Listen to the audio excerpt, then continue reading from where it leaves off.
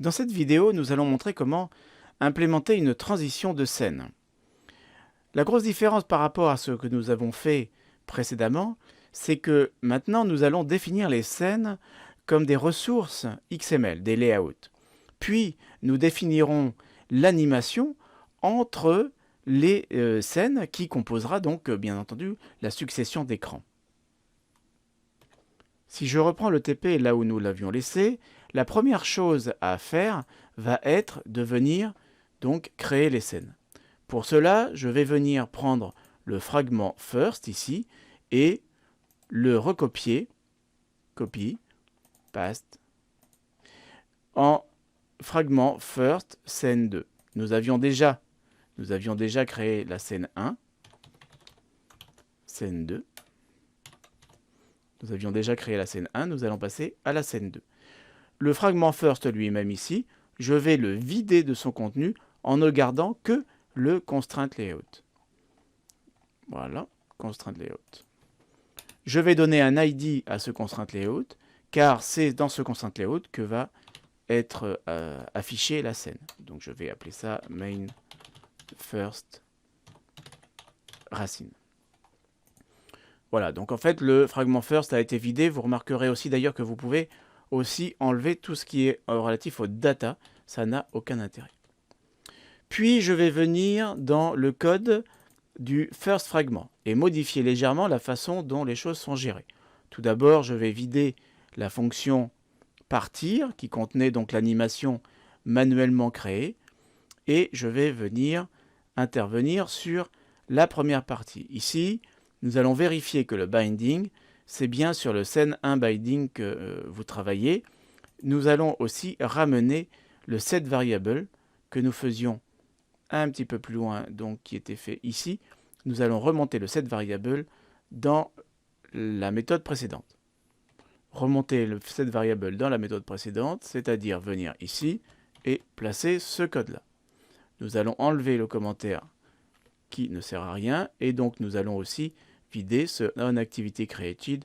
Je vais me débarrasser par la même occasion de la notion d'observateur qui ne nous sert pas pour l'instant. Je vais donc avoir ici chargement de la scène 1 pour le binding et je positionne le viewModel correctement. Je vais reprendre ce code-là et reproduire quasiment la même chose dans la méthode partir. Alors cette fonction membre partir, elle est déclenchée, je vous rappelle, lorsque vous cliquez sur le petit bouton qui appartient donc à la scène 1. Donc la différence, évidemment, c'est que je ne dispose pas d'une référence sur Inflator ici. Donc je vais utiliser Layout Inflator. La différence aussi, bien entendu, c'est que la scène que l'on charge à ce niveau-là, c'est donc scène 2. Et le conteneur qui est ici, nous allons le changer. Nous allons prendre main first racine.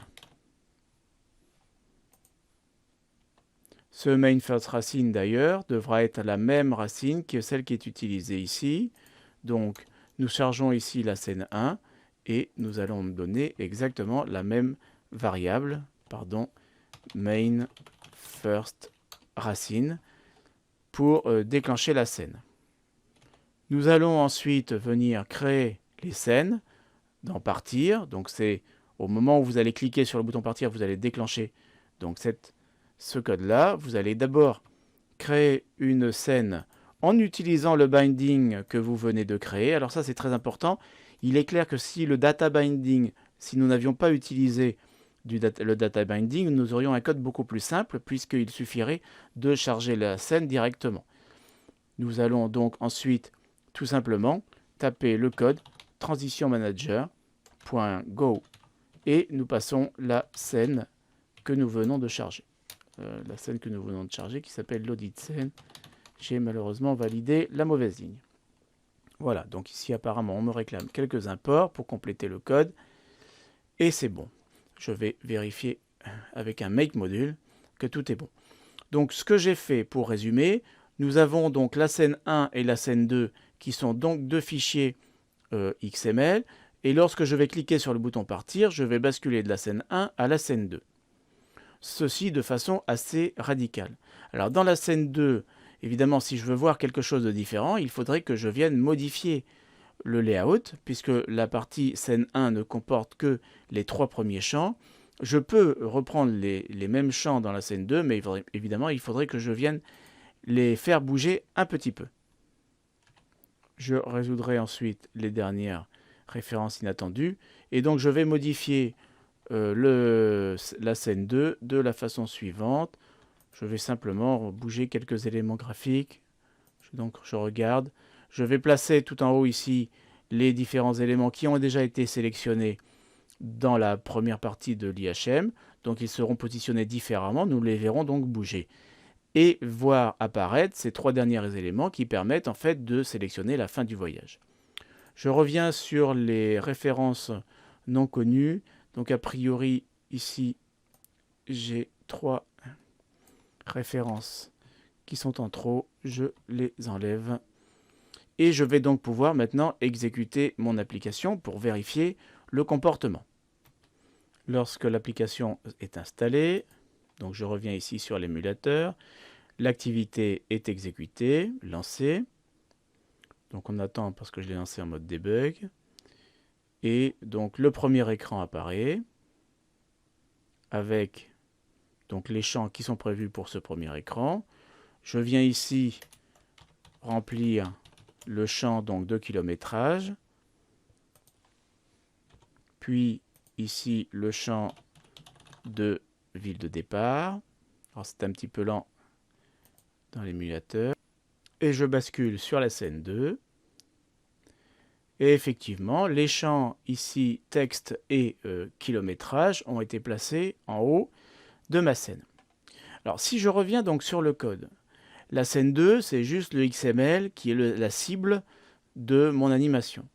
La scène 1, qui se trouve donc ici, est le début de mon animation. Dans le first fragment ici, au tout départ, je charge donc le scène 1 binding parce que j'utilise le data binding, je positionne les variables et donc c'est forcément la scène 1 qui est chargée. Ce que je fais lorsque je clique sur partir, je charge la scène 2. Alors attention, chargement de la scène 2 ici. Attention, le type de l'inflate ici, ça doit être bien scène 2 binding. Et attention, nouvelle variable. La variable ici porte le même nom, mais c'est une variable locale. Et donc on a basculé sur une nouvelle scène. Bien, le basculement a eu lieu, mais c'est vrai qu'il n'est pas très joli parce qu'il est immédiat. Alors c'est là que vous allez vouloir créer une transition. Alors créer une transition, ça veut dire créer parmi les répertoires des ressources un nouveau répertoire que je vais appeler pompeusement transition. Donc je viens appeler ici le répertoire transition. Et dans ce répertoire transition, je viens créer un fichier que j'appellerai ici transition.xml, mais que vous pouvez créer sous le nom que vous voulez. Vous faites un transition resource file. Donc je vais venir ici tout simplement coller un fichier que j'ai déjà écrit. Qu'est-ce que j'ai dans ce fichier?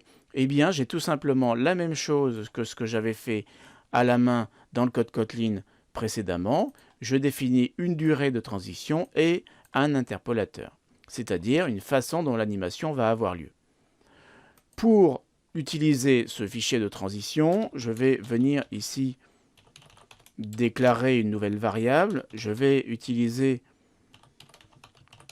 un outil qui s'appelle transition inflator et je vais venir le récupérer à partir du contexte de mon fragment. Alt, entrée pour venir charger, importer cette classe transition inflator. À partir du moment où j'ai ce service, je vais appeler la fonction inflate transition en allant tout simplement la chercher, donc r.transition, puisque le fichier porte le même nom que le répertoire. Et pour que cette transition soit utilisée au moment où on charge la scène, en deuxième paramètre ici, je viens donner donc cette variable transition à mon go vers la scène chargée. Donc vous retrouvez à peu près le même genre de code que ce qu'on avait fait en Kotlin précédemment, sauf que comme on le voit, les différentes scènes sont entièrement décrites sous forme de XML et la transition elle-même est décrite sous forme de XML. Je vais relancer mon exécution et une fois que les fichiers auront été installés, la nouvelle application aura été installée, eh bien je vais visualiser la différence.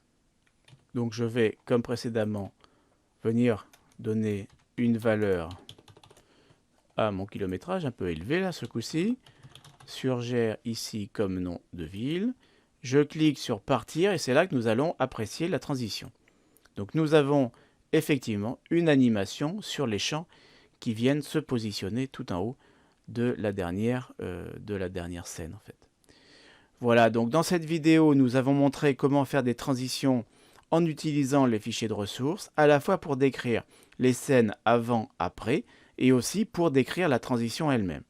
La transition elle-même peut référencer donc des durées, peut référencer des interpolateurs, et peut aussi référencer, on ne l'a pas montré, mais vous pourriez l'essayer, la disparition progressive de certains boutons ou l'apparition progressive de certains boutons. Je vous remercie d'avoir suivi cette vidéo. Nous allons passer à la suivante.